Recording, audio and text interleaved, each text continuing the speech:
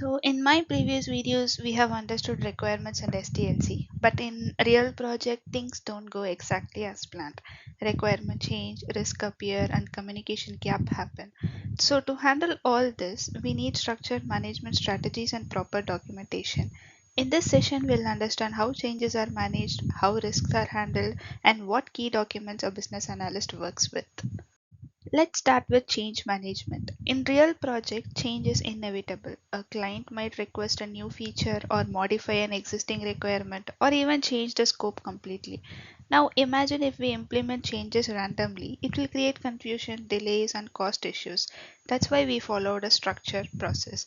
Step 1 is identify. Change is identified by stakeholders, users or even developers. Step 2, log. Every change must be documented in a change log. This ensures traceability. Step 3, assess. This is where business analyst plays a key role. We analyze the impact. Will timeline change? Will cost increase? Will scope expand? Step 4, approve. Stakeholders review the change and decide whether to approve or reject it. Step 5, implement. If approved, the change is incorporated into requirements and development. Step 6 is to communicate. All stakeholders must be informed. This avoid confusion. So the key idea is no change without approval, no change without documentation. Now let's talk about risk management. Every project has risk. The question is not if but when.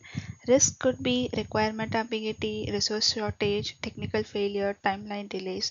So what does a business analyst do? Let's see. Step 1 is to identify risk. We analyze requirements and identify possible threats early. For example, unclear requirements can lead to rework. Step 2 is assess. We evaluate how likely is this risk, what is the impact. We often classify risk as high, medium or low. Step 3 is to plan. We define mitigation strategies. For example, if a requirement is unclear, we conduct additional workshops. Step 4 to monitor. Risks are continuously tracked throughout the project. Step 5, control. If risk become real, we take actions immediately. So the role of BA is not just analysis, it is proactive problem prevention. This is one of the most commonly asked interview questions. Let's clearly understand the difference. First is BRD, Business Requirement Document. This captures the business perspective. It includes business goal, problem statement, scope, stakeholder needs. It is created at the beginning of the project. Next come FRD, Functional Requirement Document. This is more detailed. It translates business requirement into system functionality. For example, what system should do, user interactions, business rules, and this is mainly used by developers. Finally, SRS, Software Requirement Specification. This is a technical document. It combines both functional and non-functional requirements. It also includes system architecture and technical details. So the flow is BRD is what business needs, FRD what system should do, SRS how system will be built. Now let's look at two practical documents used daily. First is use case document. This describes how a user interacts with the system. Let's break it down. Actor, who is performing the action. Preconditions, what should exist before starting. Main flow is normal steps. Alternate flow, exception. Post condition is final outcome.